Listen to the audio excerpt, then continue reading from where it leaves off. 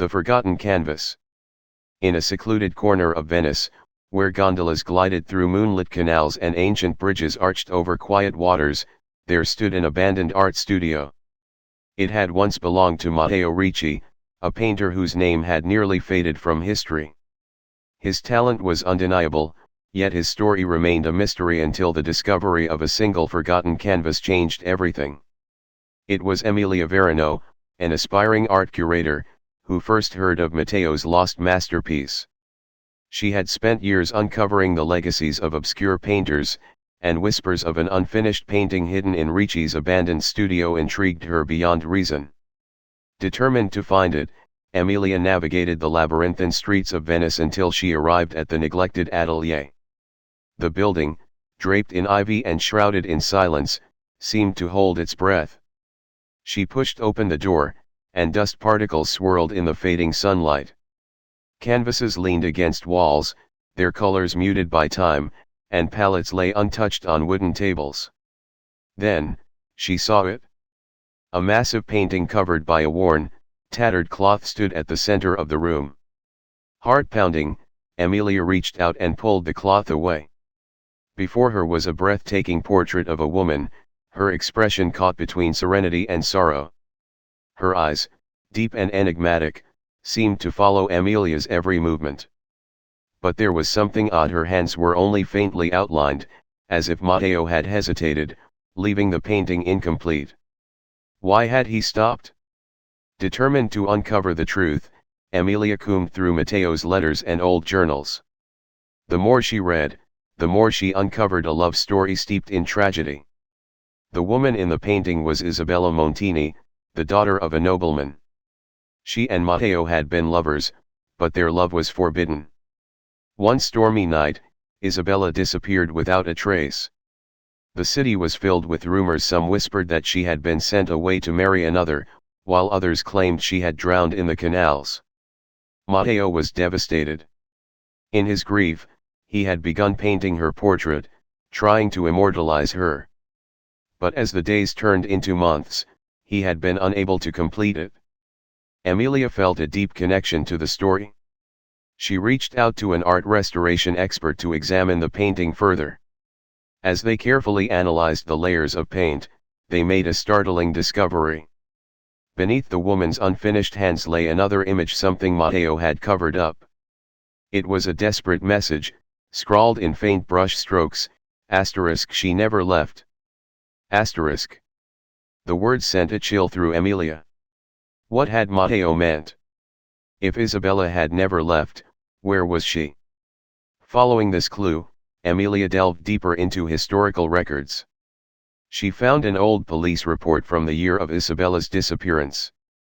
It mentioned an anonymous tip about a body hidden within the very walls of Matteo's studio. But the case had never been solved, and the rumor had been dismissed.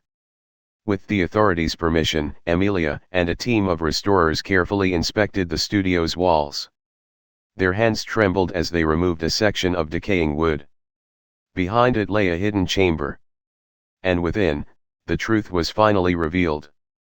There, preserved by time, was Isabella's remains, her delicate bones wrapped in the remnants of a silk gown, the same one she wore in Matteo's painting. The revelation sent shockwaves through the art world. The case was reopened, and as the truth surfaced, Matteo Ricci's story was no longer forgotten. His masterpiece was displayed in Venice's grandest museum, not just as a work of art, but as a testament to a love that had been silenced for centuries. And as Emilia stood before the painting, she finally understood. Matteo had tried to tell the world the truth in the only way he knew how, through his art. The Painter's Odyssey. In the coastal town of Amalfi, where the sun bathed the cliffs in golden hues, lived a young painter named Luca Ferrante. From childhood, Luca found solace in colors, using the sea as his muse. While other boys played in the waves, he sat on the shore, sketching the endless dance of water and light. His mother, a weaver, encouraged his passion, but his father, a fisherman, saw no future in it. A man must work with his hands, not waste time with dreams, his father would say, placing a fishing net in Luca's grasp. But the boy's hands longed for brushes, not ropes. At 20, Luca left for Rome, the city where art and history intertwined. With nothing but a few coins and a heart full of ambition, he wandered its streets, awestruck by the grandeur of the Sistine Chapel, the power of Caravaggio's shadows. He sought entry into the Academy of Fine Arts but was dismissed. "Your work lacks soul," the masters told him. The rejection stung, but he refused to return home in failure. For months, he painted in the streets, earning meager coins for portraits. Every day, he questioned whether he had made the right choice. Then, one fateful evening, he stumbled upon a small, candlelit studio tucked in a forgotten alley. Inside, a woman with silver-streaked hair stood before an unfinished canvas, her hands steady, her eyes ablaze with intensity. Intrigued, Luca introduced himself. The woman, Isabella Conti, had once been a celebrated painter but had withdrawn from the world. She studied him with quiet amusement before handing him a brush. "Show me your world," she said. Under Isabella's mentorship, Luca's art transformed. "You paint what you see," she observed, "but not what you feel. Art is not about duplicating reality, it is about revealing it." He learned to abandon precision and embrace raw emotion. He painted the ache of loneliness, the fire of passion, the quiet hope in a stranger's eyes. Each stroke carried a story. And for the first time, people noticed. One day, Isabella placed a blank canvas before him. "Create something only you can." Luca worked tirelessly, pouring his very essence into the piece. When he was done, he saw something remarkable, not just a painting, but a reflection of his soul. Isabella urged him to showcase it. He hesitated, but with her encouragement, he entered a prestigious gallery's exhibition. When the painting was unveiled, the room fell silent. Critics whispered, collectors leaned in, and a renowned patron offered to purchase it. But more importantly, the people felt something. Years later, Luca stood in his grand studio, his name now spoken with reverence in the art world. He thought of Amalfi, of his father's nets, of Isabella's wisdom. Smiling, he dipped his brush into a swirl of deep red and began again, knowing that true art was not about fame but about the journey and the truth it revealed along the way. The artist's redemption. In the heart of Paris, where the Seine whispered secrets to the cobbled streets, there was a small art studio hidden behind an ivy-covered archway. It belonged to Victor Duval, a reclusive painter whose name had once echoed through the galleries of Montmartre. Once celebrated for his vibrant, soul-stirring works, Victor had vanished from the art scene after one fateful exhibition left him broken and disgraced. For decades, the studio remained locked, a forgotten relic of the past. That was until Sophie Moreau, an ambitious art historian, stumbled upon an old newspaper article mentioning Victor's disappearance. Intrigued, she decided to uncover the truth about the enigmatic artist. Her search led her to Victor's abandoned atelier. The door creaked as she pushed it open, revealing a room frozen in time. Dust covered every surface, and half-finished paintings stood like silent witnesses to an unfinished story. But one canvas, shrouded in a thick velvet cloth, called to her. With trembling hands, she unveiled it. What lay before her was unlike anything she had ever seen. A grand painting of Paris, bathed in a golden twilight, stretched across the canvas. The city's streets were alive with movement, but there, in the midst of the bustling scene, was a lone figure, a man with sorrowful eyes, trapped within the artwork as if pleading to escape. The strokes were raw, desperate, yet heartbreakingly beautiful. Sophie knew this painting was Victor's final masterpiece, but something felt incomplete. The closer she looked, the more she realized there were hidden layers beneath the surface. Determined to uncover the truth, she sought the help of a renowned art restorer. Under specialized lighting, they uncovered words buried beneath the layers of paint, barely visible yet profoundly haunting. Forgive me, Camille. Who was Camille? What had Victor done that needed forgiveness? Sophie delved into historical records, tracing Victor's past. She discovered that Camille Fontaine had been his muse and his greatest regret. Decades ago, she had been the subject of his most famous painting, a portrait that had stunned the world.